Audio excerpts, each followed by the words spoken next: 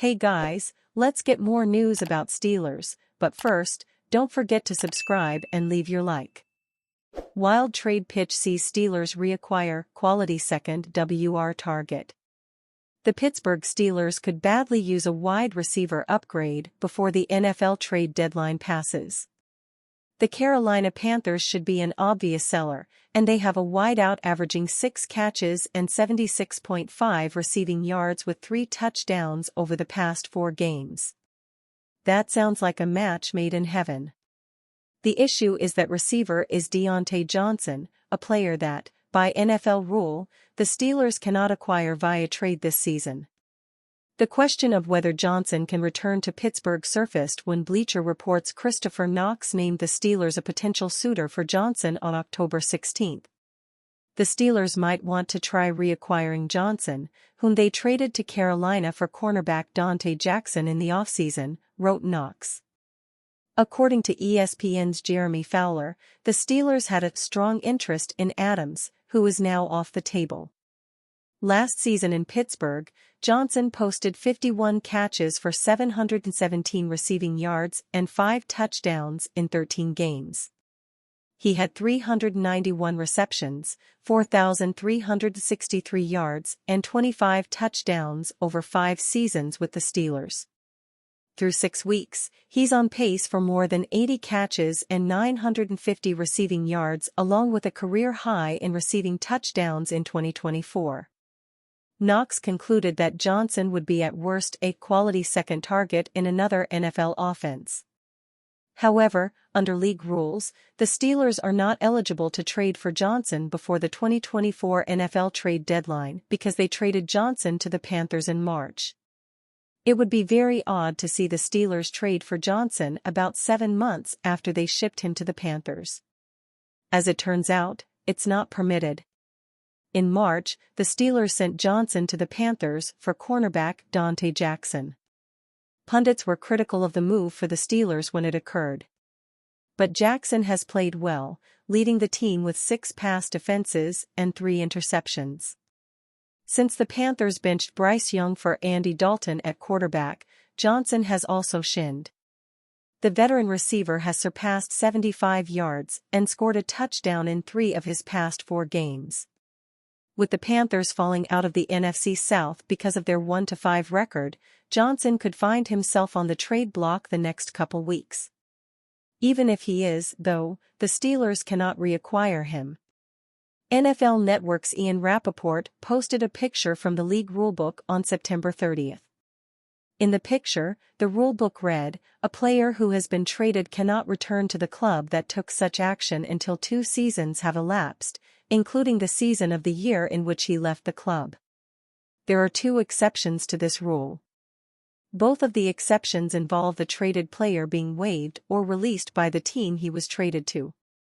That's obviously not the case with Johnson and doesn't figure to be. The veteran receiver is playing well for the Panthers, and the team could trade him for future draft capital. The question of whether the Steelers will explore reacquiring Johnson is a moot point. But it is also not clear if the Panthers are interested in trading Johnson. On October 2, Panthers head coach Dave Canales stated that he doesn't see that happening when asked about potentially dealing Johnson for draft capital. With the compensation teams received this week in exchange for veteran wide receivers, the Panthers could always change their minds. Johnson will be an unrestricted free agent next March. But for now, Johnson doesn't appear to be on the trade block. Even if he was, the Steelers won't be able to target him. Analysis: starting Russell Wilson makes sense for the Steelers. On Football analyzes the biggest topics in the NFL from week to week. For more on football analysis, head here. Starting Russell Wilson makes sense for the Pittsburgh Steelers. Sure, Justin Fields has played well enough to keep his job. He has made steady progress, used his athletic ability to compensate for the offense's deficiencies, and helped the Steelers to a 4-2 start. But the goal is to win a Super Bowl. It's not just making the playoffs. With Fields, the Steelers are ranked 26th in total yards and 20th in scoring with an average of 20.7 points per game. That one T cut it in a loaded AFC.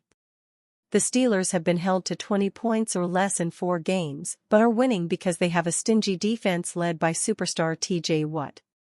Fields has shown that he can win a shootout against Patrick Mahomes and the 2-time defending Super Bowl champion Chiefs. This version of Pittsburgh's offense isn't going to outscore Lamar Jackson, Derrick Henry and the Ravens or Josh Allen and the Bills. Then there's CJ Stroud and the Texans, and Joe Burrow and the Bengals, who have problems of their own.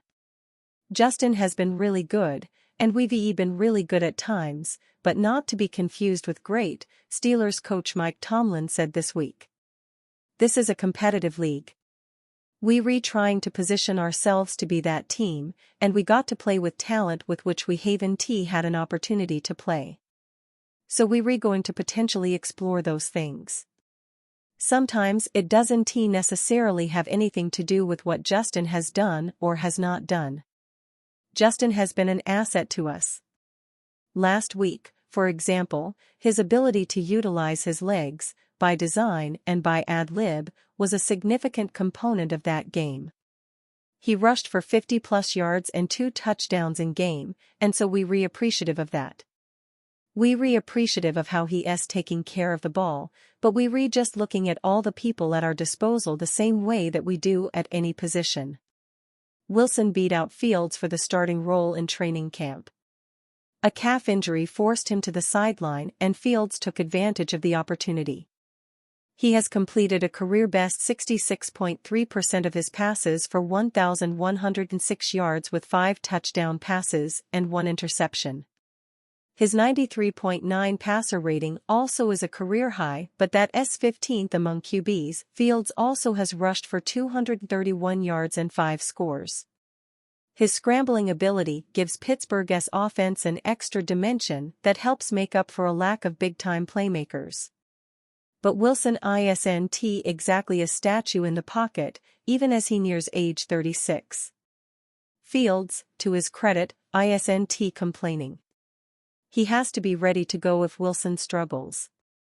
The Steelers host Aaron Rodgers, Davante Adams and the New York Jets, 2-4, on Sunday.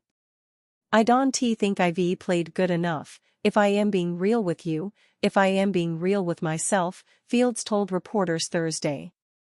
I think if I did play well enough, I don't think there would be any sort of question of who should be playing and who should not. At the end of the day, we got a few wins. Report, Mike Williams drawing interest from at least 3 teams. Mike Williams has landed on the trade block now that the New York Jets acquired Davante Adams, and it sounds like the veteran is drawing interest from several teams. The Los Angeles Chargers, Pittsburgh Steelers, and New Orleans Saints are among the teams that have reached out to the Jets about Williams, Diana Russini of The Athletic reported on Thursday. Williams spent the first 7 years of his career with the Chargers. He suffered a torn ACL early last season and was released in March. LA also traded star wideout Keenan Allen to the Chicago Bears, so they could use some help at the position. A reunion with Williams might make sense if the price is right. The Saints are another team with a need at wide receiver, as one of their best playmakers might have to undergo season-ending surgery. Williams did not practice on Wednesday for personal reasons, which led many to believe he was on the verge of being traded. Aaron Rodgers also threw Williams under the bus for a supposed mistake the 30-year-old made at the end of Monday night's loss to the Buffalo Bills. Williams has 10 catches for 145 yards this season. He had typically been a big play receiver with the Chargers, averaging 54.6 yards per game with them. If the asking price is reasonable, the Jets should not have much trouble finding a suitor. And you fan? What do you think of the situation of Mike Williams? Leave your opinion in the comments.